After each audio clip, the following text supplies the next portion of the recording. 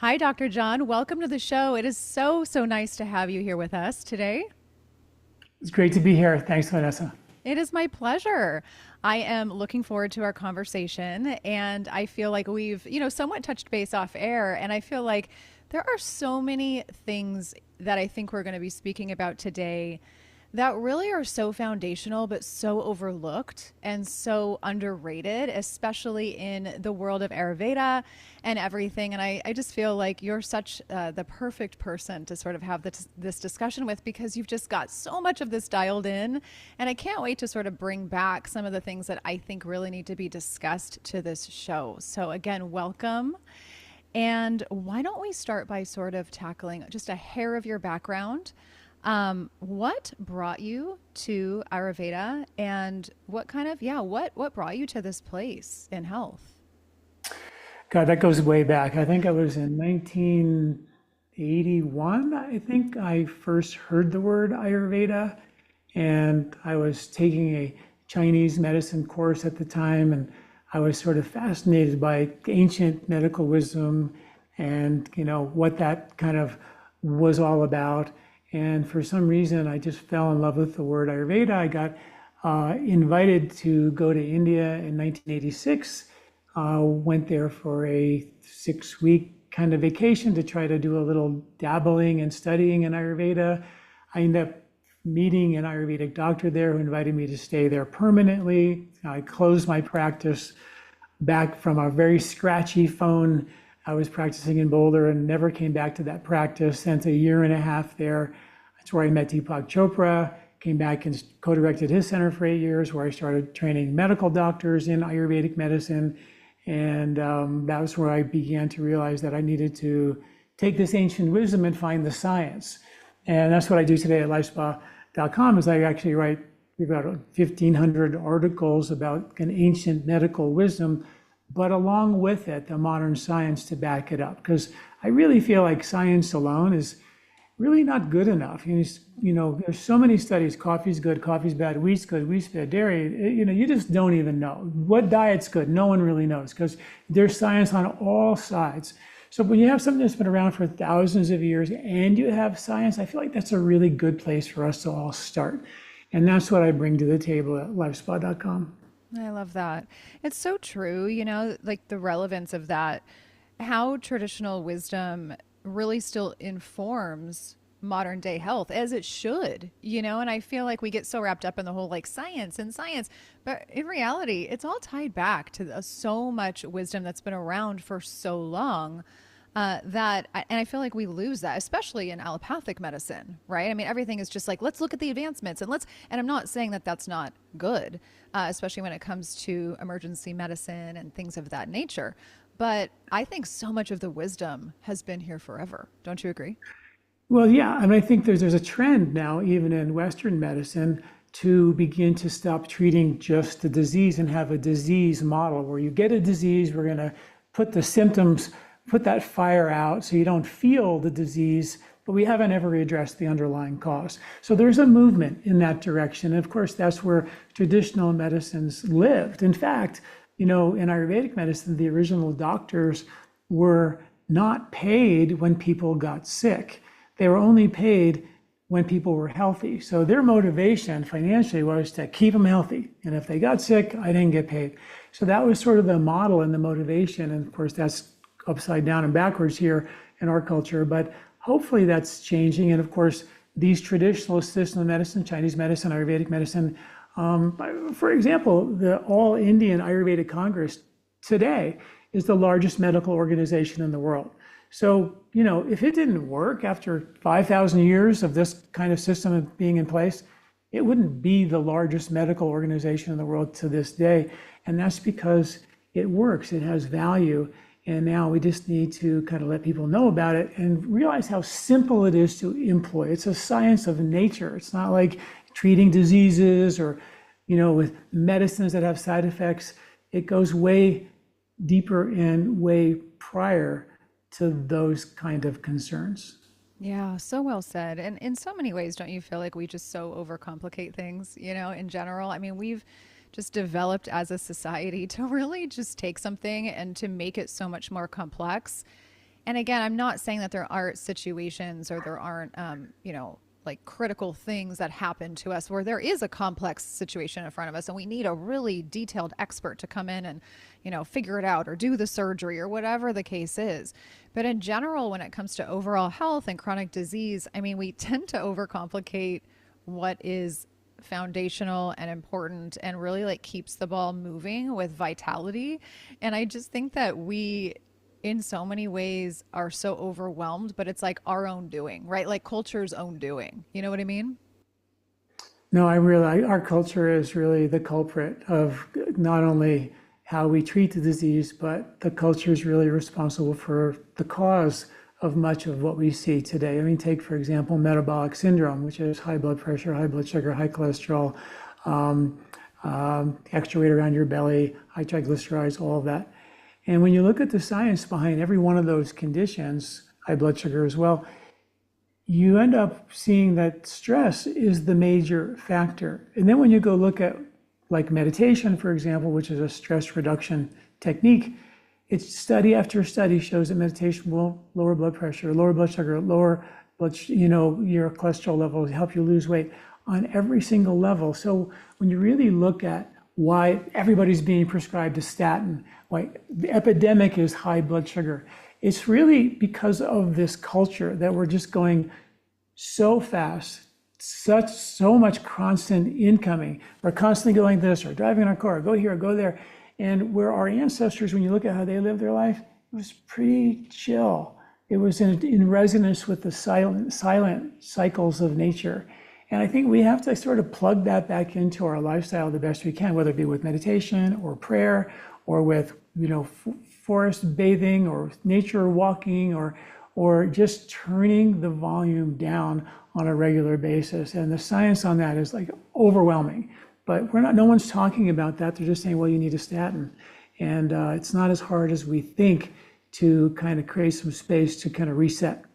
Yeah, it's so true. And that brings me to a thought, it's like we see things all the time, maybe, like the circles that we run in, or for you, for example, like you're around people who are talking about all this. And like for me, I think to myself, well, everybody's talking about, nervous system regulation and finding ways to, like calm, I hate to say calm down, but really just to increase your resiliency, right? Like to get the system to become more resilient, like do things to back off of like the hustle and the bustle or even this constant scrolling or whatever.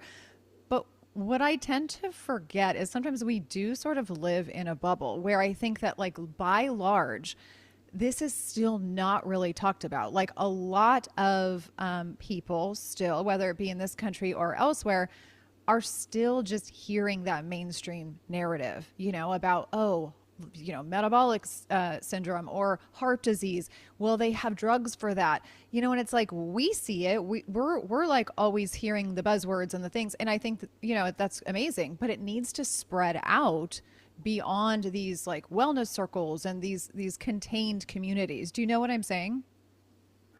Yeah, I mean, I do think that more and more, I kind of think it's happening. It's kind of happening slowly, and we're transitioning from the model of, oh, you can be diabetic and eat whatever you want. American Diabetic Association, just make sure you regulate your medication. You can have metabolic syndrome, high cholesterol, risk for heart attacks and heart disease. Just take the medication. Sort of like go live the life that you want, and the medication will allow you to do that. We call it dependent longevity. You're dependent on a medication that will have side effects. That's changing. People are demanding, I think, that that's changing. And I think it is changing, where people want to actually literally find a level of health and self-sufficiency and not be dependent on a pill or a powder. Yeah. Yeah, you're right. It is slowly changing. And that's the reason why we're here talking, right? Is Yeah.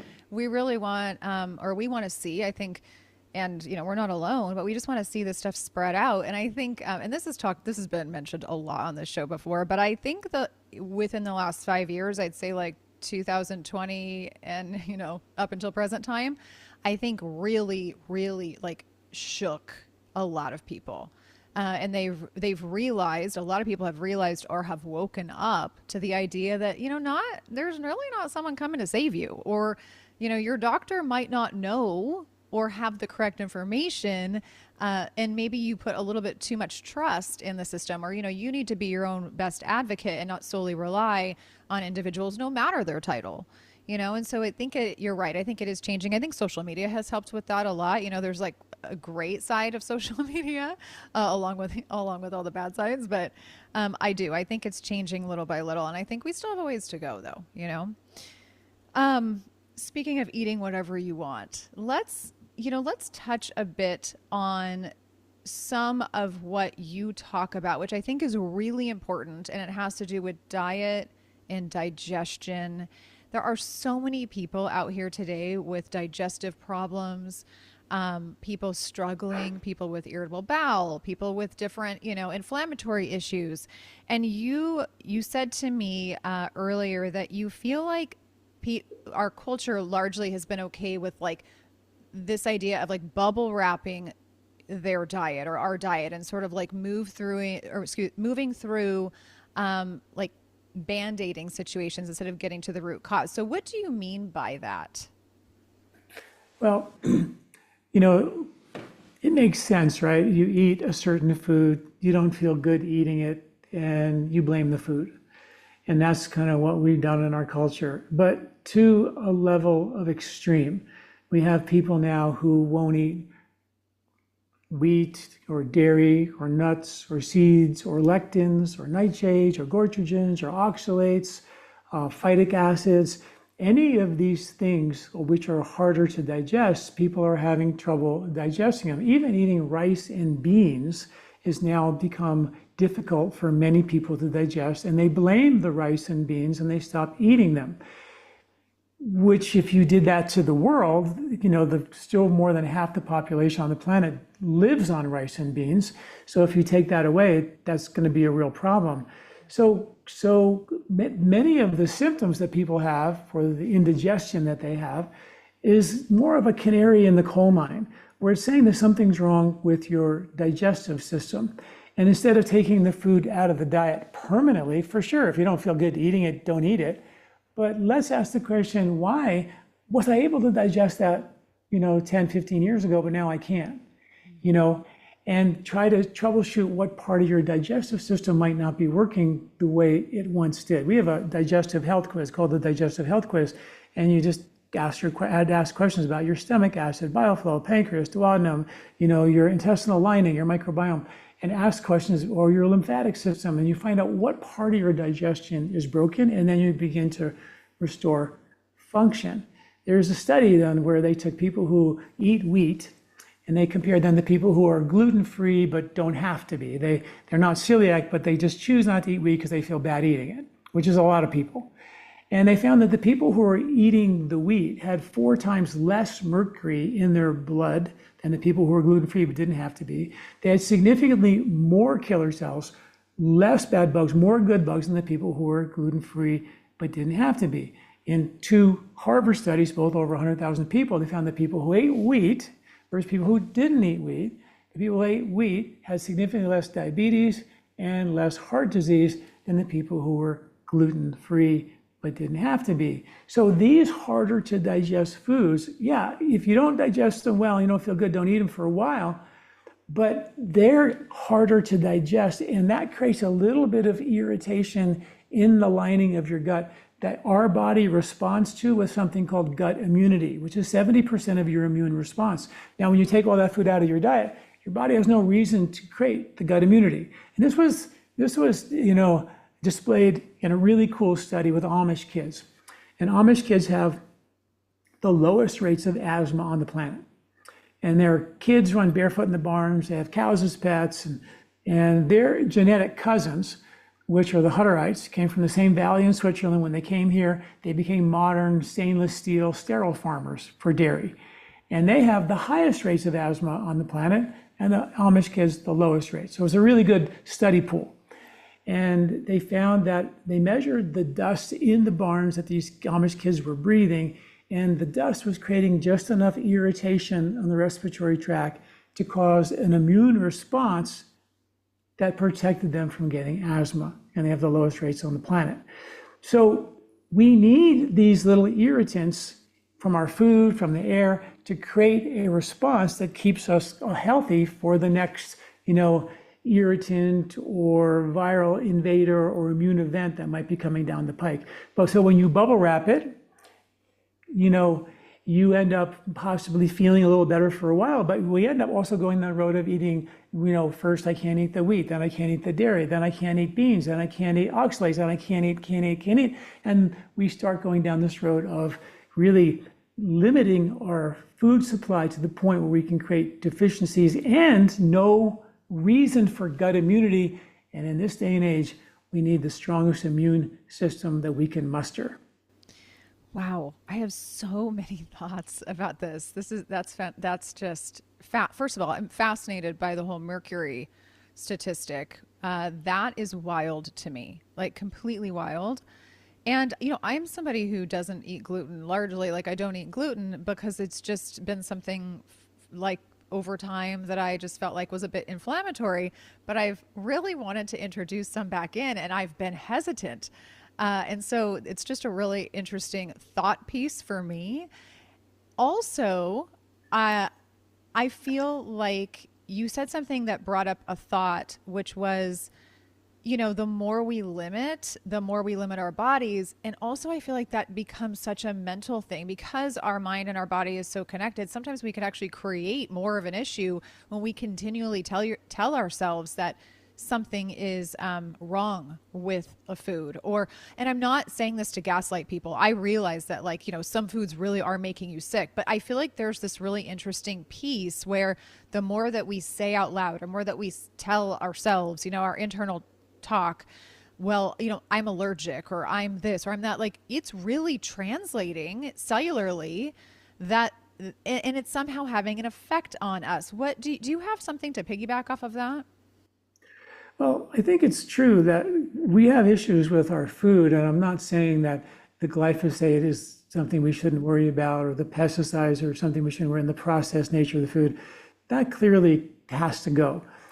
And those pesticides and insecticides, literally, when you eat foods with those on it, will kill, according to the studies, the microbes in your mouth and in your gut that literally make the enzymes to help you digest those harder to digest foods. So I think some of this concern is very real. People's digestive strength has been dialed down, but there are ways with herbs and foods to kind of figure out what part's broken, bring it back with herbs and diet and lifestyle to kind of reboot your digestive strength so you have a wider berth of foods you can tolerate. And don't forget that our ability to detoxify is directly linked to our ability to digest. They're the same pathways. So if you can't digest these harder to digest foods, like you should eat, if you say you can't eat fried food, okay, nobody's going to tell you fried food is good for you, but you ate it when you were 18 and 20, but why can't you eat it now? Something got weakened in your digestion. So a lot of my patients say, well, I don't eat fried food.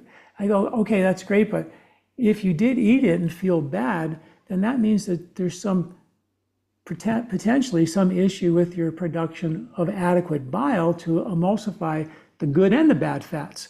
And if you don't have therefore the fried food issue makes you feel sick and gives you heartburn, is a canary in the coal mine. Say, hey, there's something really wrong here. Not that we should eat it, but as a challenge food, you should be able to eat anything. And that's really, and when you were 18, most folks could. And that's why understanding how to reboot the upstream cause and not just treat the symptom is such a smarter way to go, because it leaves you self-sufficient with many foods you can tolerate. And also the other thing is that these foods, the wheat, the dairy, the nuts, seeds, they were never eaten all year long. They were seasonal. The wheat was harvested for just a couple of months of the year, and then it was gone. We had a ketogenic diet in the spring, historically. Our ancestors did, because there was no pasta or wheat or bread being harvested during the months of spring. So people ate roots and vegetables, or they fasted, or had naturally occurring calorie restriction where they would naturally burn their own fat, or hunt and get into a ketogenic state that way. That was the time of the year for that. But then the bugs in our gut, according to the hunter-gatherer tribes, their bugs shifted to what's called actinobacteria, where they delivered their energy from fat and were able to get more fiber to support their health during the spring months. But come summer, the bugs in the hunter-gatherer tribe's guts change to what's called bacteroidetes, which are really good at getting sugar out of the blood. When the wheat and the fruit were all being harvested, and you had this super surge of energy, being harvested, that got you really ready for winter by insulation and reserve fuel and all of that. So our fuel supply is really supposed to change, and our diet would change to be a high carbohydrate diet in the summer, end of summer, a low carbohydrate diet in the spring, and in the winter time would be a more higher protein time of the year. And all traditional cultures knew that if they were hunting willy-nilly in the summertime, when they couldn't eat the food out of their garden fast enough, they were going to overhunt, and there'd be nothing for them to hunt in the winter, and they would starve to death. And that happened in many, many cultures. So most traditional cultures knew that there were periods of feast and there were periods of calorie restriction or scarcity. We just didn't eat whatever you wanted. You had to understand these cycles of nature. Our ancestors lived and died based on their connection to those cycles. So we evolved to be circadian beings. And studies show that we are still circadian beings. So for example, there's one study that showed that at the end of the summer, when all the sugar and starch is being harvested, we make more amylase, the enzyme to break down that starch, in the fall, and much less in the winter and in the spring when that is not there. So we really are still, to this day, after all of our trying not to be, we still are circadian beings, and our enzymes and our ability to digest certain foods change because that's how we got here. Yeah. Do you feel, wow, that's all so cool. For lack of better terminology, it's just cool. It's cool to hear about that. And do you feel large? I mean, I feel like this is multifactorial, but that it's just, people are just not thinking about this. Number one, they're not, they don't grow up with the knowledge anymore, or, the information, but largely I think convenience has really backed us into a corner with adapting this way of life. And therefore it has then, kind of transferred into the way that our bodies are evolving, and also not being as resilient, according to, like living with nature and living with the natural environment. I mean, do you think convenience is like just largely what's changed? I think for sure, and the food that is the most inexpensive for folks is going to be the stuff that's been subsidized, which is going to generally highly processed. So there's issues there. A lot of people can't afford to eat, foods that are probably better for organic food, or foods that's probably better for them. What I tried to do is make it super easy. I wrote a book called The 3-Season Diet, but I made it easy, and I put out these grocery lists, which are for winter, summer, and spring. So all you do is download this grocery list, and you just circle the foods on the list in the summer of the ones you like, and give yourself permission to eat more of those foods. The asterisk foods are the superfoods for that season. And there's one for summer, which there's a harvest in the summer. There's a harvest in the spring. There's a spring grocery list, and there's a harvest in the fall for winter eating. We call it the 3-season diet because there's 3 harvests that we interact with nature from, and one season is dormant. Nature takes a rest. They need to go on vacation. So the idea is that we really align ourselves historically by these 3 harvests. So to make it easy, you don't have to eat only the food in season. This map gives you all the foods that will be good for you in that season, and you can eat just more of them. Makes it really simple. More like this time of the year as we're, winding down summer. Foods that are sweet and bitter and astringent, like pomegranates, and all the fruits and the apples, and the cucumbers and the leafy greens, and, asparagus, because there's so many this time of the year, of foods that will help cool the body down. Because the body, we're part of nature, and during the summer months we accumulate heat, but nature had a plan, and the plan was the antidote with its harvest, the extreme of each season.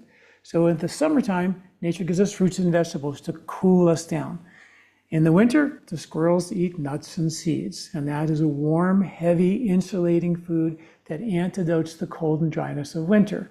In the spring, go for a walk in the spring, and you get mud on your feet. The earth holds on to more water in the spring. The harvest in the spring, no pasta, no pizza. It's going to be bitter roots, some spring greens, and some basic calorie restriction without starvation, but you're going to eat less food, and that's going to help kind of swab up all the tendency for us to be more congested, and that's allergy season. But if you're eating pasta and pizza, a mucus-making food in a mucus-making season, and God forbid your body type tends to make mucus, you're going to pay the allergenic price. So nature had a plan to give us in its harvest the foods that keep us in balance, in harmony with nature. Yeah, I love that so much. And you answered my next question already, which was how can because I realize, people can go on and Google and, try to figure things out for themselves. But I was going to ask you about just like a practical tip to try to figure out the best and easiest way to find seasonal eating lists and stuff like that. And you just held it up. So I would love to put that link actually in the show notes for people, because I'm going to be downloading that as well. And I think I told you off air, but I've been thinking a lot more about this as well, like seasonal eating and just being a little bit more in tune, because I've wanted to make some tweaks in my own life. I've seen some changes that I have not been super satisfied with my own health. And I've just wanted to just kind of, I guess, get quiet about what it is that needs to change, little things. And that was one of them. And so I'm definitely going to be downloading that, because I could use the help. And it's just, you don't have to think. I just want to be able to look at a list and be like, okay. And like you said, it's not about eating every single thing on the list. It's just about picking your favorites, which I enjoy. And I love most things, but there's a couple things that I'm not super, I know people freak out when I say this all the time, but whenever I get asked are there any foods you don't like? I always say, well, I'm not a huge fan of asparagus, and people are shocked by that, but I don't love it. I'll eat it every once in a while, but I don't love it. And people are always like, I can't believe you don't like asparagus. I'm like, I don't know. It's just a thing. I don't know. But yeah, I had so many thoughts. I feel like too, I kind of want to, we're going to sort of segue a little bit into, food and diet and how it also connects to us from an emotional and mental standpoint.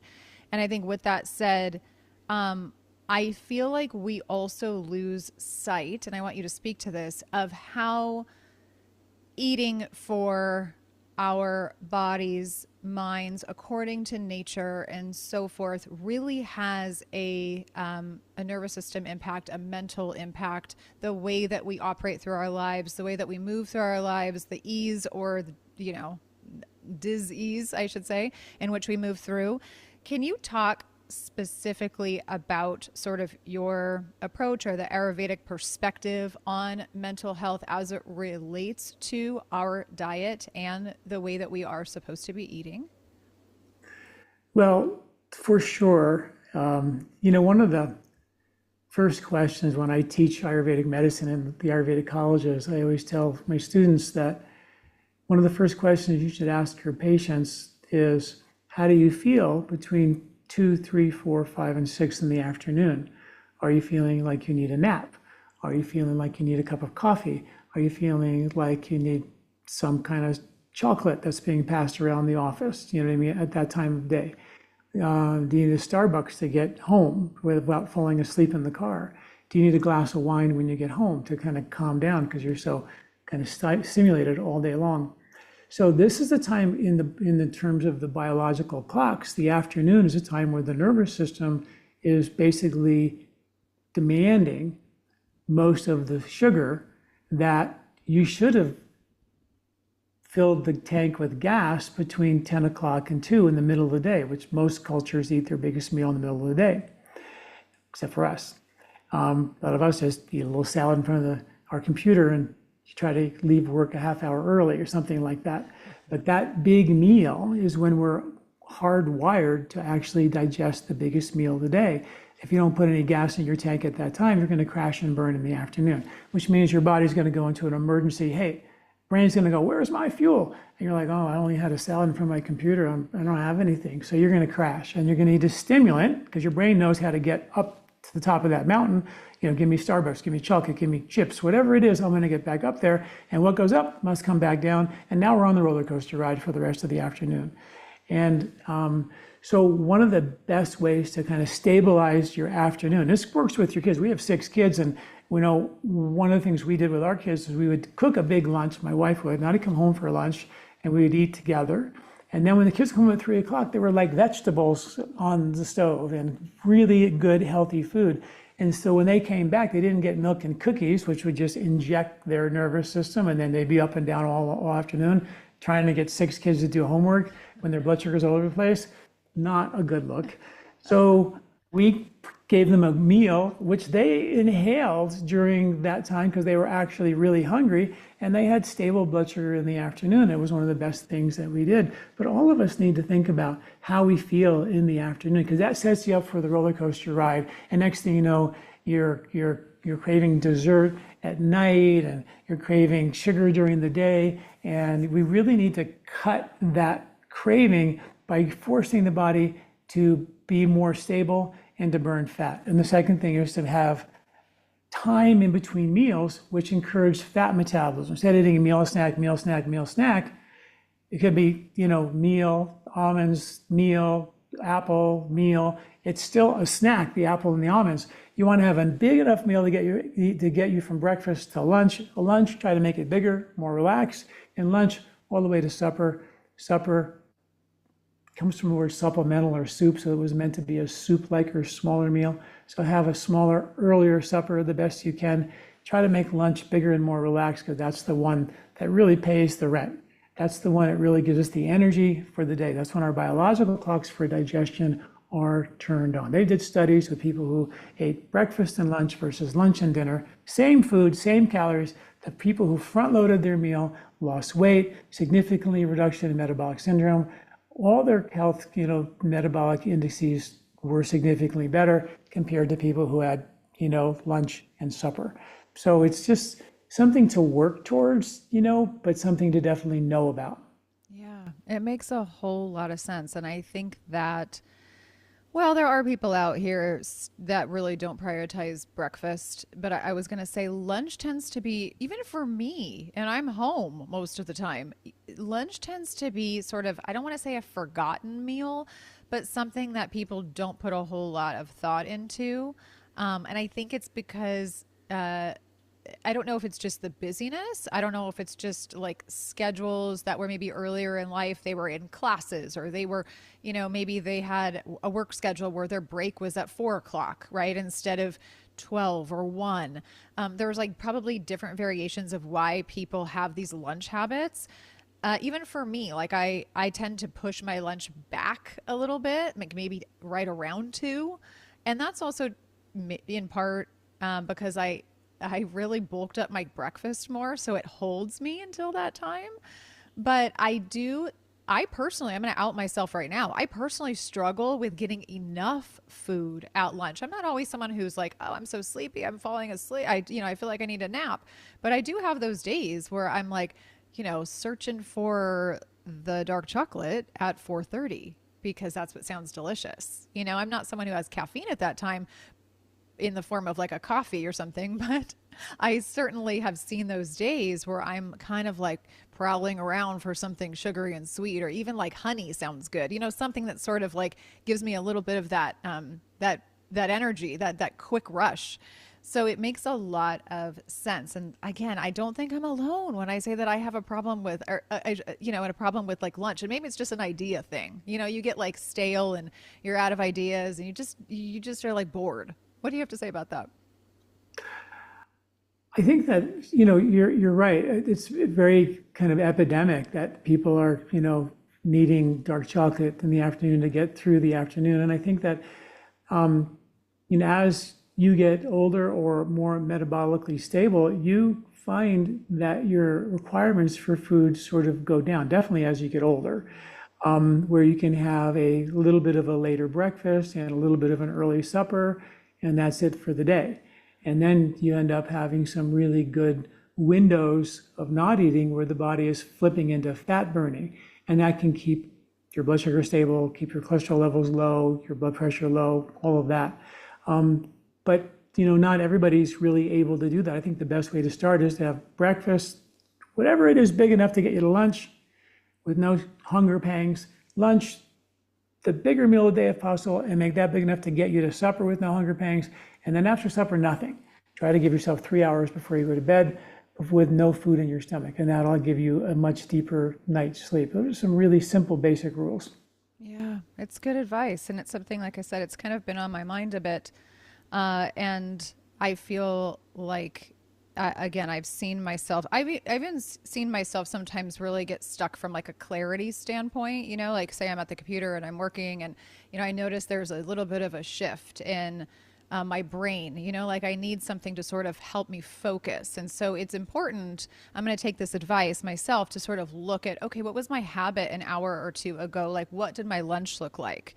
And sometimes this can be hydration related too. I'm sure you probably agree. But what would your tips be for, say you do find, say you're just in that place, right? Like say you just feel like you're crashy and maybe it's taking you some time to like switch your habits a bit. If someone does find themselves here repeatedly around, say, that 3 to 5 p.m. zone, what could they do in the place of, say, grab a coffee or grab a dessert or whatever? Like, what would you suggest that they do instead? I mean, obviously, try to have something that is not going to stimulate you, because that just gives you temporary energy, and then your brain gets more conditioned to know exactly how to get up on top of that mountain.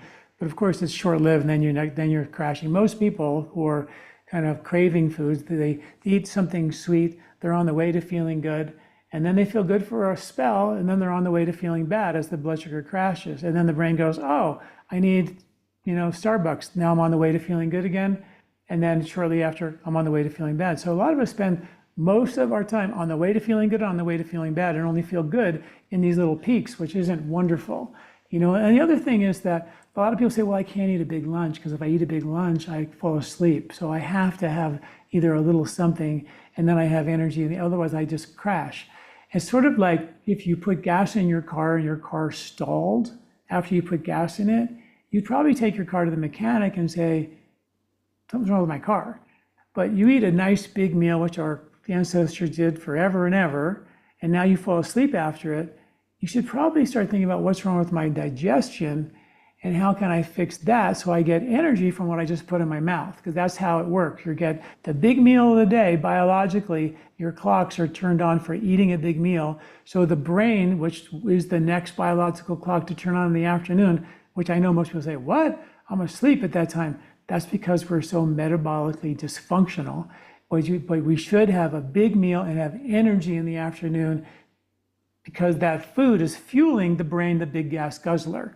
So that's sort of how out of whack we are. So one way to fix that is to, when you eat that meal, is to take time and relax and not eat on on your phone, in front of the car, in front of a scary movie, whatever. Just take time to eat the food. And after you eat that meal in a relaxed way, take 5-10 minutes to relax and then go for a walk. And that could be for breakfast, lunch, and dinner. But for sure, the bigger meal and the evening meal, after you eat that meal, go for a walk. If it's the evening time and it's raining outside, and instead of just going to the couch and sitting on the couch after a big meal, which almost everybody does, grab the clicker and you can turn the TV on, but you march in front of the TV for 15 minutes. And then you can then scroll, scan, find out what you're going to watch while you're marching. Or you can watch something while you're marching. Super easy for 15, 20 minutes. The research on that is amazing. It's something in Ayurveda called Shata Pavali, which means take a walk after your meal. And the research means that your stomach's going to empty faster. The impact of that food on your arterial lining, which is linked to high cholesterol and heart disease, the damage from food on your arterial lining is dramatically reduced, stabilizes your blood sugar, no blood sugar spikes. It's such a simple and unbelievable tool that we can all use in the comfort of our own home. And then you can go on the couch and watch whatever you want to watch, but get a little movement in right after. I feel what's coming to my mind right now, and it's kind of making me laugh, is we should all then want to do the dishes, because honestly, when I am doing dishes or I'm cleaning up the kitchen, that's sometimes a good 15 to 20 minute situation. And even if you're up down, I mean, at least you're moving around and you might be mimicking exercise, because I have seen that show up on my Aura Ring before, where it's like you took a walk, or you and I didn't take a walk. I was just doing housework. And so it's interesting because I've seen that more than once. And so I was thinking, well, this is actually kind of motivation instead of just like, okay, I'm done, right? To think about, okay, what can I do? Because sometimes I will take one of the dogs outside, or, I'll do laundry or walk up and down the stairs a few times. But, I mean, here we go. There's other ways to do it, especially if it's crummy outside and you've got bad weather. So it's good stuff. It's good stuff.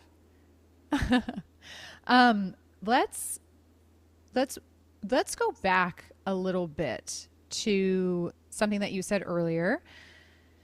You mentioned circadian beings, that we are circadian. Of course, this whole entire conversation is sort of revolved around this, but how we're supposed to really pay attention to the rhythms of nature, circadian rhythm. In your opinion, I mean, I already sort of know what you're going to say, but I think that largely we don't know the true importance of this and how it affects us, and how important syncing with natural light and how that affects our daily cycles is also super important, and how it involves things like digestion and obviously like effects on sleep and stress. But can you talk a little bit about this as we sort of like trickle into the back half of this discussion?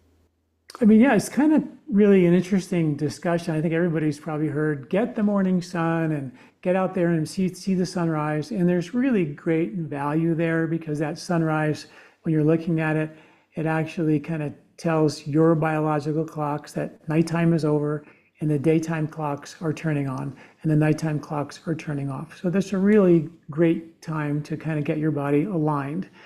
The first couple of hours, from say 6 o'clock to sunrise to 10, is predominantly red and infrared light. As long as the shadow that the sun makes is longer than you are tall, right? So that means the sun's low, shadow long, that you're getting mostly red and infrared light. That infrared light penetrates your tissues, activates an enzyme in your tissues in your body called the cytochrome C oxidase enzyme, which makes energy, ATP. So it gets you ready for the day. That's what starts the engine for your day, right? That infrared light also creates, through the same enzyme, activates an antioxidant that cleans up all the damage from energy production. Whenever you make energy, there's waste always, right? So the body has the same issue. Interestingly, the antioxidant that the body makes inside the cell is called melatonin. And that is 90% of the melatonin in your body is used from the sun to clean up all the free radical damage. That's how much of melatonin is an antioxidant. And that's 90% of your melatonin. Only 10% of your melatonin is circulating in your body for your sleep cycles. So that's the time during the infrared time where the body's getting deep tissue activation, muscular strength, stamina, to exercise, dig ditches, plow fields before it gets too hot. The time we're stronger at that time. It boosts immunity, gets us ready and protects us for the UV radiation in the middle of the day. In the middle of the day, the UV radiation kicks in, and that UV radiation activates metabolism, turns all the biological clocks for cooking food and digesting food and assimilating food. That's what the UV radiation is doing for us, the UVA and the B. In fact, the UVA radiation, which is the one we paint sunscreen on for to block at all costs, actually won the Nobel Prize in 1903 as a treatment for all types of skin conditions and immune concerns. So that UV radiation isn't bad. In fact, the infrared light in the morning prepared your skin for the UV radiation. And then in the afternoon, we know that the biological clocks for nervous system stimulation kick in. And we see this in nature, right? It's sort of a cool, it's a little bit of a nerdy thing to think about. But if you think about the sun heating up the earth in the middle of the day, what happens to all the water in that during that period of time, it starts to create evaporation. And that evaporation creates wind. And that wind is stimulation. That stimulates, wind and dust and clouds. And that we call, in Ayurveda, the Vata time of the day. It's governed by air. And your nervous system is governed by air because this nervous system is moving really fast. Air is moving really fast. So that is when, because of that kind of time of day and the way the light changes, you get more nervous system stimulation. But if you eat a terrible meal and you don't digest it, it's going to hit like a rock. You're going to get none of that activation of the nervous system at that point in time. So these are just how the light changes throughout the day. And it's the light from the sun that changes, that turns on our biological clocks and turns them off at different times of day. It's really quite beautiful how all those cycles really work. So the idea is that our biological clocks need to be in sync with the natural circadian rhythms. Otherwise, we will feel like we're going against the grain. We'll feel tired, exhausted, depleted at the end of our day. We'll live for the weekend to recover. And that's not a way that any of us want to live. And if you look out into nature, it's not how nature does it either. The deer aren't exhausted at the end of every day. The Canadian geese are flying everywhere. They seem pretty happy flying around all over every day. It's not like life is an exhausting experience like it's become for us. When you were speaking, I was thinking, my goodness, what a difference it would make if we were taught these things in school as children. Like some of the foundational things about just life, like real life. Life, the actual feeling of life, the energy of life, the way to live that I think that we were designed to live. Imagine if we had the information given to us. And I think in some ways that's changing, but at early stages of our lives, what kind of a difference that would make for us and our growth. It's quite fascinating. I also really like the fact that you touched on melatonin. And I think that, when people hear, just the average person hears about melatonin, they're just really always thinking about sleep. And, I hear that it's, something maybe good to take, if I need to rest or if I'm not getting like proper sleep. But really, it's not thought about to have all these other benefits, including being such a fantastic antioxidant and something that can really impact inflammation in the body. So I'm so glad that you brought that up. What can you offer to people who are loving this part of the conversation, but also thinking to themselves, yeah, well, this is great in an ideal world, but my life is my life and I have this situation and I'm not really able to like do all the things and get out first thing in the morning, or I'm in an office all day and it's just my job. And then especially in the winter time, like I leave at 5 o'clock and it's nighttime. What would you say to them, or what kind of tips would you give them to implement to improve this area of their life? That's a really important question, and I always feel like as a practitioner helping my patients, I always want to find that one thing that's going to have the biggest impact that they will do. Yeah. I could list 1,000 things for you to do and overwhelm you and go nowhere, you know what I mean? So I think the key is, as you listen to this, sort of take it like a buffet. Okay, can I make lunch a little bit bigger? Can I take a walk after my meal? After my dinner, can I at least march for 15, 20 minutes? Can I do that? Can I get up a little bit earlier and, make sure I go for a walk with the dog and get some movement in those morning hours outside the best we can to, activate those enzymes that make ATP, and that's sunlight in the morning, the infrared light in the morning.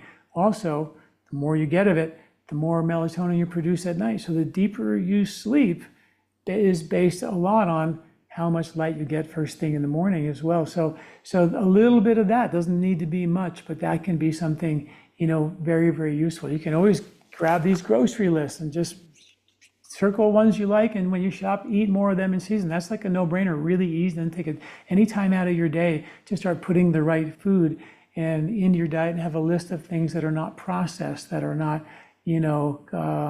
loaded with pesticides and things like that, and start to clean up your diet. Eat what I call recognizable food. When you eat that, this is yogurt, and I can recognize it. Or this is a bowl of millet, or it's a vegetable, or whatever it is, you can see it. You don't have 30 ingredients to somehow figure out what the heck I'm eating.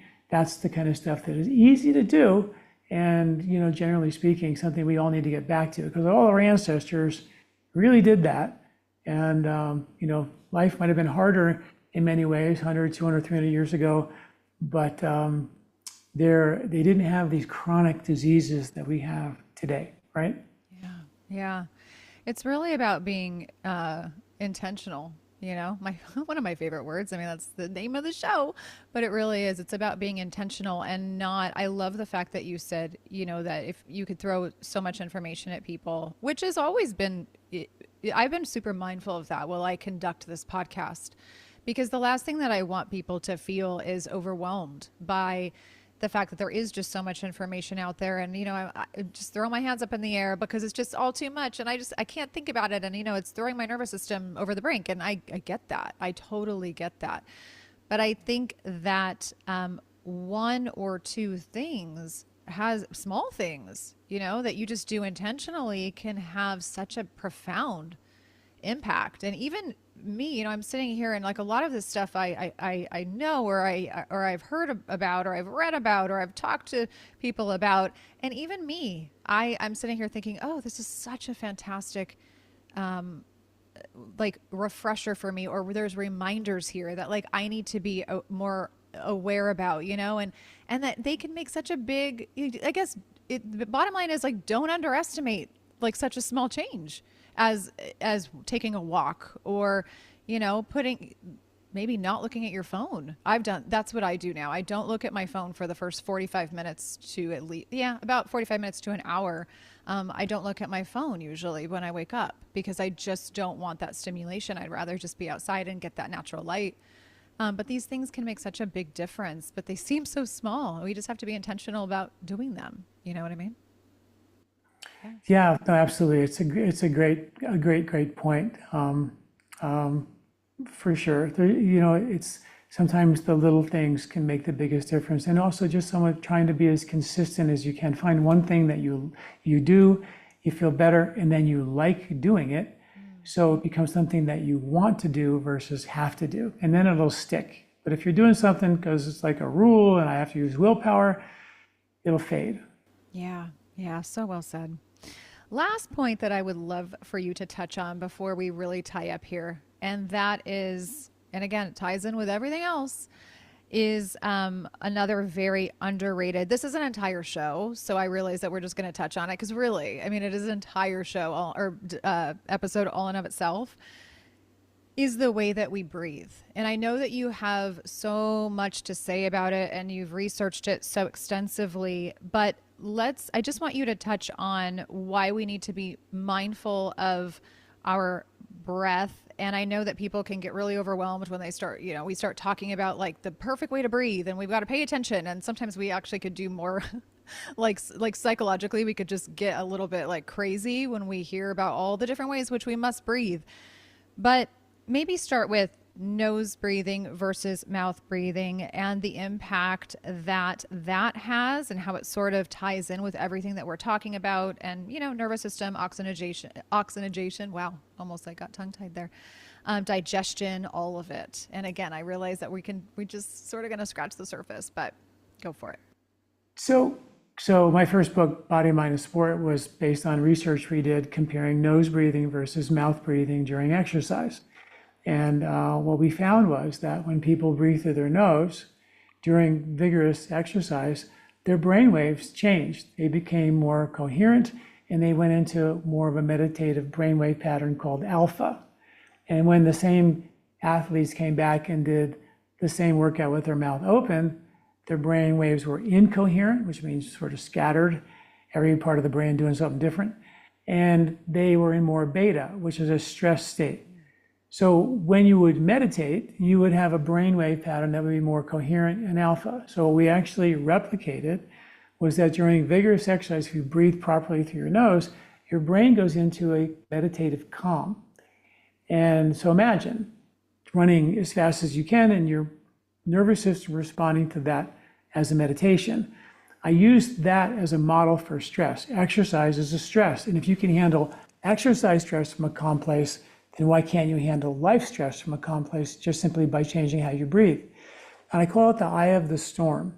The bigger the calm, the eye, the more powerful the winds.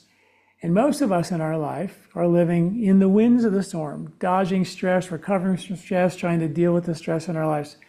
But if we can create more of that inner experience of composure and calm, the bigger the winds, the more productive that we can be. So this whole idea is not like, okay, you should meditate and do nothing and just be really, don't accomplish anything in your life. No, we are unlimited in human potential, and the bigger the calm, the more productive that we can be. But if we're living in the winds of the storm, we're going to get burned out. And that's what most people are doing today.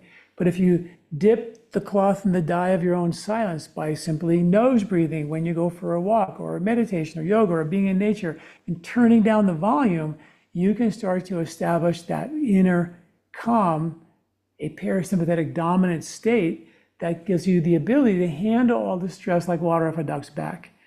And so we did many studies like this, and we kind of proved that your nose breathing is really quite dramatically different than when you breathe through your mouth. When you breathe through your mouth, you see a bear in the woods, take a shallow breath. Now, every time that you get stressed out in your life, you change how you breathe.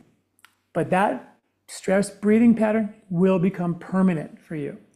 Another stress comes along, that becomes permanent, more permanent. And another one, another. Next thing you know, your rib cage has become cage-like. The rib cage's job is to squeeze all the air out. The diaphragm's job is to contract and suck the air in and open up that rib cage. But in a recent study with elite athletes, 91% of them did not have a diaphragm relaxing and contracting fully. And with all the accumulated stress in our lives, the rib cage wins the war and gets tighter and tighter and tighter and tighter. Diaphragm becomes weaker and weaker and weaker. And that means we start breathing really shallow. And when we breathe really shallow, we change the chemistry in oxygenation in our blood. There was a study called, for when people breathe shallow, and most people do it, they don't even know it, it's called overbreathing because they overbreathe oxygen, which means they breathe in more oxygen than they can use. In fact, 75% of the oxygen is breathed right back out unused, so we're like super inefficient. And while we're blowing off all this oxygen, we're blowing off excess carbon dioxide. So what happens when you shallow breathe over time without even realizing it, your oxygen levels are high. So you go to the doctor, they put an oximeter on you, you're 98% saturation, doctor says you're great, but your CO2 levels are super low because you're breathing out 70% of the oxygen that you didn't even use and excess CO2. So oxygen is super high, CO2 very low. And that's the perfect storm for anxiety. That's why when people have an anxiety attack, they put a paper bag over their mouth, they rebreathe their carbon dioxide levels come up, and they get calm. So slowing down your breathing with Ayurveda called pranayama, prana being breath, ayam means to pause, hold, or extend your breath, means to slow down or even pause your breath, and that actually allows time for the CO2 levels to rise. And not only does it calm your nervous system down, as CO2 levels rise, that is the trigger to tell the body to let the oxygen leave the blood and go into your tissues and super oxygenate you. But as we are shallow breathers, the bond between the hemoglobin in your blood and the oxygen stays super duper tight, and you walk around and the oxygen is literally stuck to your blood and limited in how much oxygenation your tissues get, and you walk around with hypoxia, really allowing opportunistic, hypoxic stem cells to activate that can cause real damage. So there's really good research on the benefits of slowing down your breathing. And what I think people could do is just here's a really cool exercise. Go for a walk, count how many steps you take on your inhale through your nose, 1, 2, 3, 4, 5 on the inhale and 5 on the exhale. Okay, your goal is going to be 10 steps for your inhalation and 15 to 20 steps for your exhalation. Okay, it might take a while to get there, But just, when you go walk your dog, just count them up. But every day, do a little better, a little better, a little better. And when you start having twice as many steps for your exhale as you do for the inhale, now you're lengthening your exhale, which means that's giving time for the carbon dioxide levels to rise. And that causes this release of the oxygen from the hemoglobin in your blood into your tissues. It tells the nervous system to calm down. And it also creates a level of deep, deep rejuvenation. So that's a really simple thing that people can do, is just take that walk and just start nose breathing, and 10 on the in and 15 to 20 on the out. That's your goal. Well, you can just habit stack with your night walk after after your dinner, right? And do, I'm going to do it. I'm going to do it. The thing that I notice about I'm so putting myself in like the patient seat with this entire discussion. It's so fun because I'm looking at like the things that I want to get better at, or the little steps that I can implement. But the thing that I notice a lot when I actually pay attention to my breath is that I am better on the inhalation than I am on the exhalation. And that shows me something, right? That I'm probably not, I'm probably intaking more oxygen and not letting out. And so that makes sense to me. It could also be, well, of course it is. And maybe you can tell me really quick, but it probably has a lot to do with the state of the nervous system, I would assume. When someone just kind of has a hard time, like on that long exhale. I'm so curious as to what you have to say about this, actually. Yeah, there's a couple of articles I can send folks to. One is called The Best Diaphragmatic Breathing Exercises, which gives you 3 videos how to kind of get the rib cage and the diaphragm freed up from each other. And the other one is called Horizontal or Lateral Breathing, and that will help you have a better exhale. Carl Stahl, who was a breath trainer for for singers and ballerinas and things like that, and ended up got recruited for the 1964 Olympic training camp because they were going to do it in Mexico City. It was the first Olympics at altitude, and he trained like Lee Evans and all these guys who won more gold medals and those than any other gold medal. And what he taught them was how to exhale. And Lee Evans said when he was winning the gold medal, all he could think about when he was running was exhale, exhale, exhale. Because the more you get that air all the way out, then we can get much more air in. We have dead airspace for most folks, which is like 500 milliliters, which is a chunk of air that never moves. And when you have full respiratory capacity, which is initiated by nose breathing, you really begin to get that full capacity. So there's a lot of research on that, really good exercises that people can kind of take a deeper dive at lifespot.com and kind of learn. I've written so many articles on breathing, and free, they're all for free, and all the instructional videos are for free there as well. I'm so excited to dive into your library. We're going to talk about that in just a second, but it's just like so amazing how you have all of these tools really right at people's fingertips, literally. And the one last point I want to make about breathing, which I think is really important, is that you're actually very much talking about a lot of the daytime breathing. And I think a lot of, which I think is very important. I have also done it. It's made a huge difference in my life, but I notice a lot of people are talking about in the health world, the health spaces, how important your night breathing is. The way that you're breathing during your sleep. I personally mouth tape. It's helped me tremendously. I can't believe how much it's made a difference, but I have noticed that I have to pay attention to how I breathe in the day, and I think that, like, I don't know, a lot of the content I see is breath at night, right? Breath while you're sleeping. But I think that we get so busy during the day and we're so caught up with whatever we're doing, or we're driving, or we're, working, or, whatever we're doing, that we don't even think about how we're breathing during the day. And that's equally as important. I mean, I realize that we're detoxing and, our lymphatic system and all of that goes on at nighttime, and we definitely need, certain processes to happen, but the daytime is so important too. So this is really great that we're touching on daytime. I think that, my first book was called Body, Mind, and Sport, and it was all about nose breathing. and I've been teaching this for decades now. And I have so many, students come back to me and say that learning how to breathe through my nose during exercise has completely changed how I breathe walking through a mall or walking down the street or driving in my car. So once you get that respiratory efficiency going, it does overflow into how you breathe during the day and also how you breathe at night. Mouth taping, I'm a believer in, but I look at it as a training tool, not a life sentence to put tape on your mouth for the rest of your life.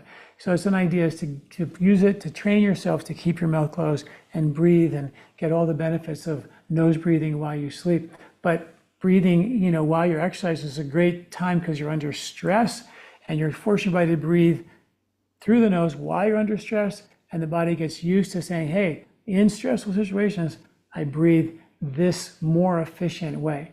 And it's really, really simple and very, very beautiful. Yeah, love it. All such good advice. And you're right about the mouth taping. I actually have been playing with that a little bit. Like sometimes I'll take it off, or just, I don't know. There'll just be times where I'll take it off, or I'll take it off in the early morning, and I'll purposefully see if I could keep my mouth shut. And then when I wake up at, 6:30 or whatever it is, my mouth is still shut, which I think is really, I come from where I came from. That's a huge win. So, but yeah, I would love to get to the point where, the tape is not necessary anymore. But yeah, it just makes all the difference when you're not mouth breathing. Now, if I do catch myself mouth breathing at night, or if I open a bit, or if I, just have an off night for whatever reason, man, I cannot believe how dramatic it is in the morning with the way that I feel, my throat, my sinuses, my energy, my eyes. I'm swollen. I mean, it's just crazy. What a difference it makes. So again, this breath conversation, it really could be even like a part 1 and a part 2 episode, because there's just so much to talk about. As you know, I mean, you've written about it and it's extensive. Last question. This has been so fantastic. I've enjoyed every single ounce of this conversation. This has really been awesome. But I think that I want to close this up by asking you a question. I really did think about what I was going to ask you too. You've done so much work, so much research. You've written, books, and you've got the library and articles, and you teach, and there's probably a million ways in which you can go with this answer. But looking back over the course of your work to this point, what is one insight that you wish that more people really understood about living in harmony with their body and the environment that largely most people still don't really know?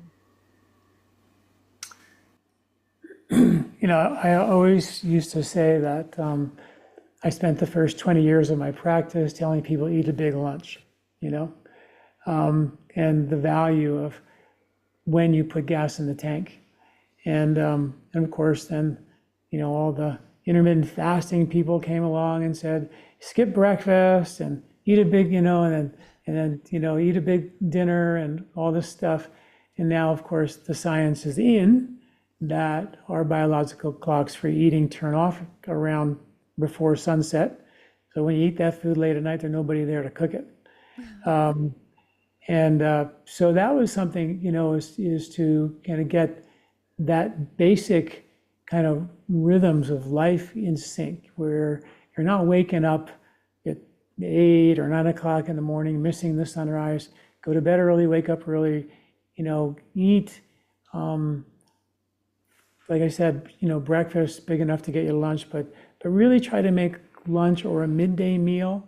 And maybe the most important piece of that is just those late meals are just really brutal for your metabolic health and the intestinal health and arterial health. So kind of try to avoid them the best you can. Does that mean you can never go out to dinner? No, of course you can enjoy, but nobody goes out to dinner every night. So you get into a routine that gives you the rope to enjoy life any way you want. But if you don't have a routine that's in harmony with nature, and your whole life's routine is against the grain, going upstream against the current, then you don't have any rope. Eventually you end up with, things start to break in your body, and you end up, not knowing what to do. And then oftentimes we just find ourselves self-medicating with food that's probably not that good for us. And we go down that road and we don't know where to turn.